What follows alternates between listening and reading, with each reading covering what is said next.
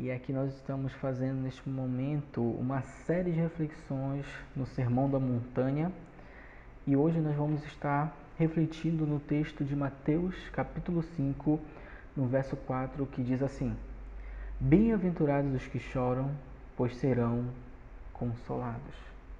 O tema que eu quero propor hoje é justamente o paradoxo da felicidade dos infelizes.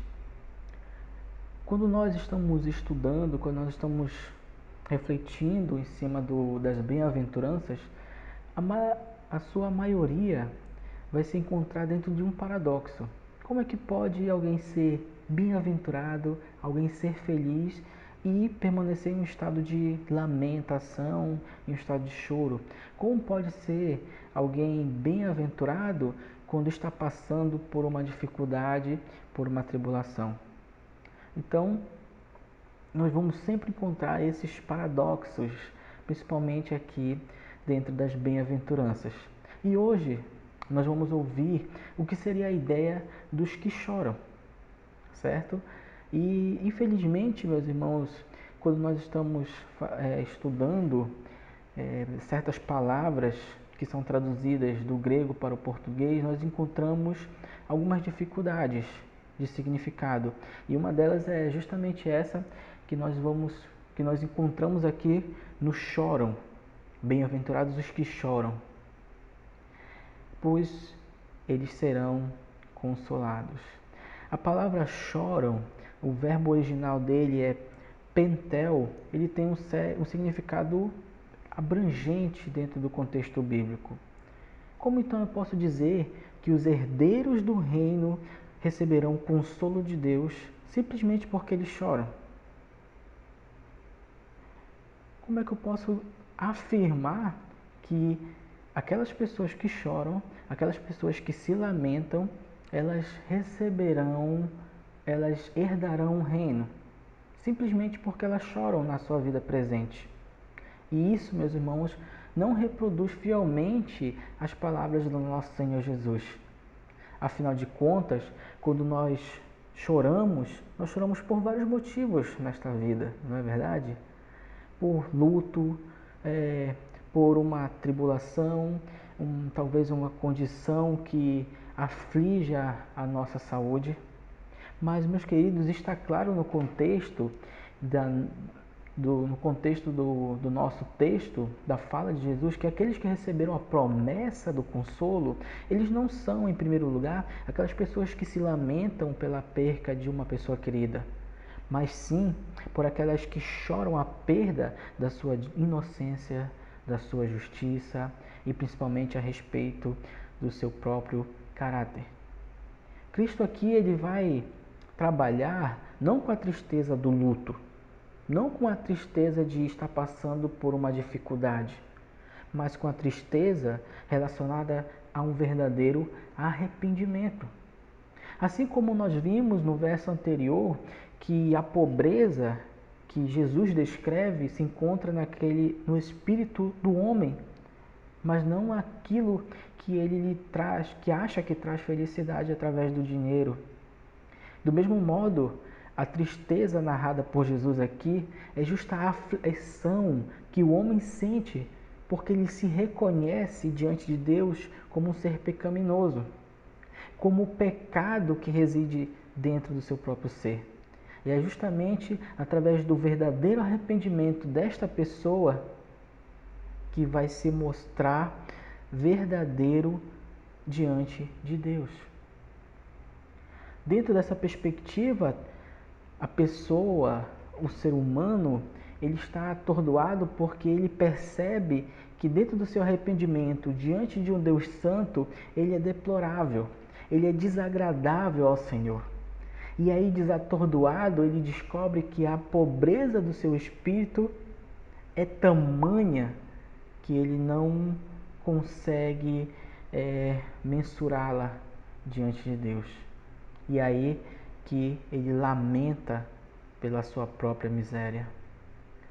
Uma coisa, meu querido, é você ser espiritualmente pobre, é você reconhecê-la. Outra coisa é quando você se entristece, é quando você lamenta, é quando você se humilha diante de Deus por causa da sua pecaminosidade.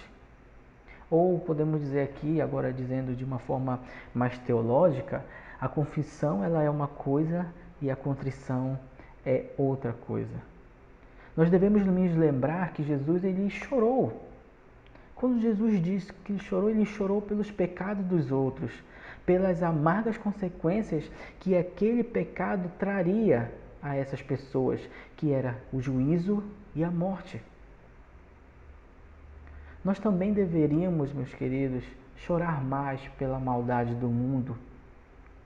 Assim como vários homens piedosos, eles assim o fizeram em seus tempos bíblicos e pós-bíblicos também.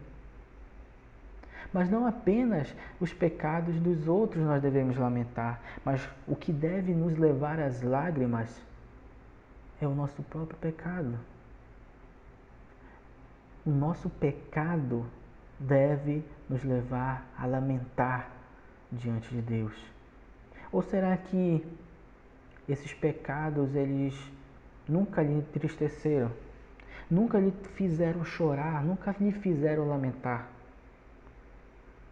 Temo, meus queridos, que muitos cristãos evangélicos eles têm se utilizado do que Dietrich Bonhoeffer falou sobre a graça barata.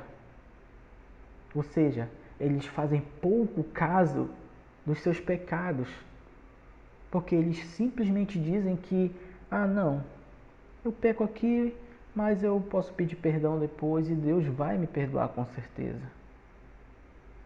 E quantos de nós temos nos deixado levar pelos pecados de estimação? Quantos de nós temos nos deixado levar pelo pecado daquela mentirinha, da autocomiseração, daquelas pessoas que dizem, poxa, ninguém me ama, ninguém me entende. Por quê? Sabe por quê, meus queridos? Pois essas pessoas, elas não têm a disposição e nem o anseio de abandonar o seu próprio desejo. E aí essa pessoa vive a vida como se nada tivesse acontecendo, como se ela não estivesse em déficit com Deus.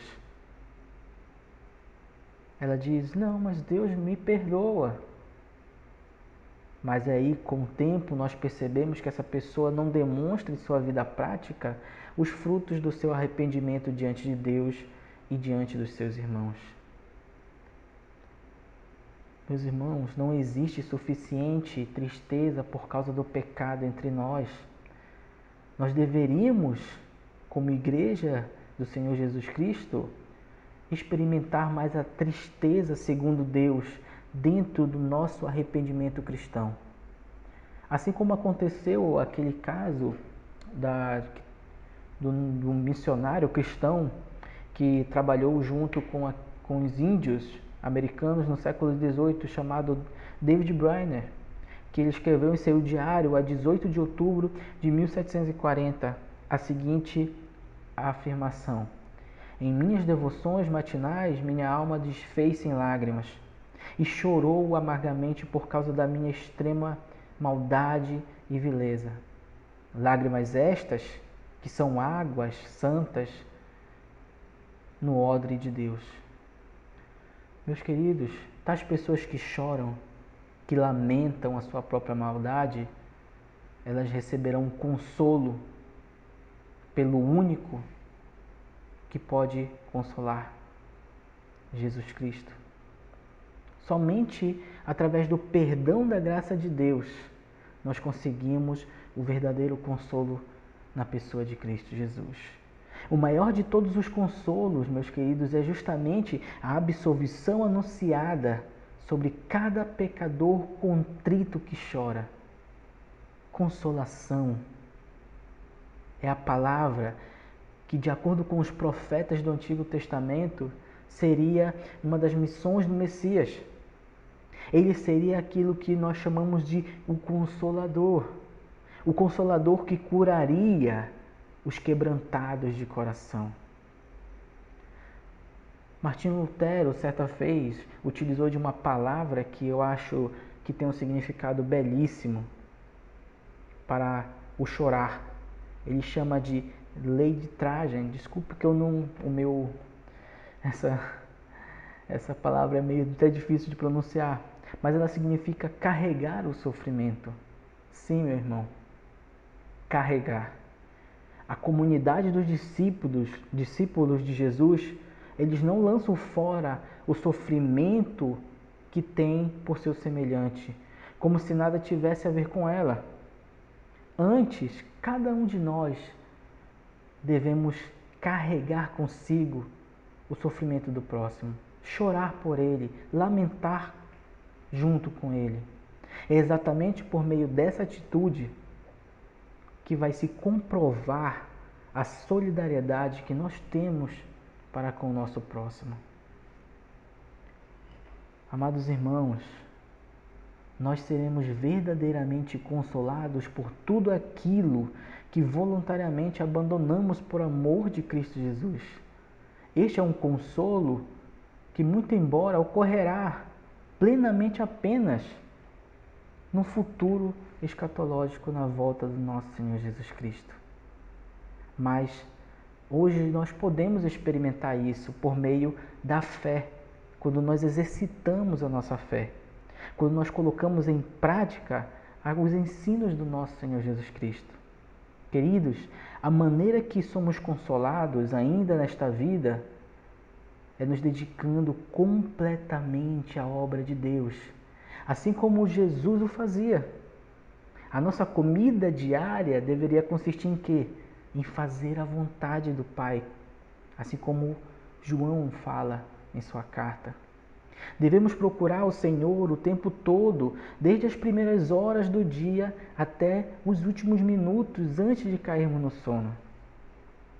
Quantas vezes você tem parado para refletir nas Sagradas Escrituras? Quantas vezes você tem tirado um tempo em meio a esse isolamento que nós estamos passando para orar pelo seu próximo, para você confessar os seus pecados diante de Deus? Será se isso tem sido constante em nossa vida? Ou será se nós estamos passando cada minuto que nós estamos tendo em casa, sem sair para lugar algum, simplesmente para fazer nada?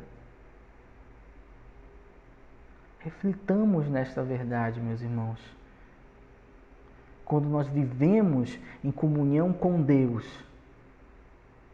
nós mostramos a dedicação, a completa dedicação que temos ao nosso Senhor. Como diz o Salmo 16:11, Tu me faz conhecer a vereda da vida, na Tua presença há plenitude de alegria, à Tua mão direita há delícias permanentes. Então, meus amados irmãos, aquelas pessoas que choram diante de Deus, elas são bem-aventuradas, porque o mesmo Deus é aquele que traz o consolo ao seu coração, é aquele que dá esperança ao perdido, é aquele que cura as suas feridas, que cura a sua ansiedade, que cura as suas aflições, que cura as suas dificuldades em meio às tribulações. É Ele que cura a nossa alma, a alma de todos aqueles que choram diante da sua presença. A minha oração, portanto, é que você continue firme em meio a essa dificuldade. Continue confiante e certo de que o nosso Consolador, Jesus Cristo, por meio do seu Espírito Santo, esteja em nossos corações, nos consolando e nos lembrando das verdades e dos ensinos de Jesus Cristo. Sejamos, portanto, os infelizes que encontraram a felicidade. Que Deus nos abençoe.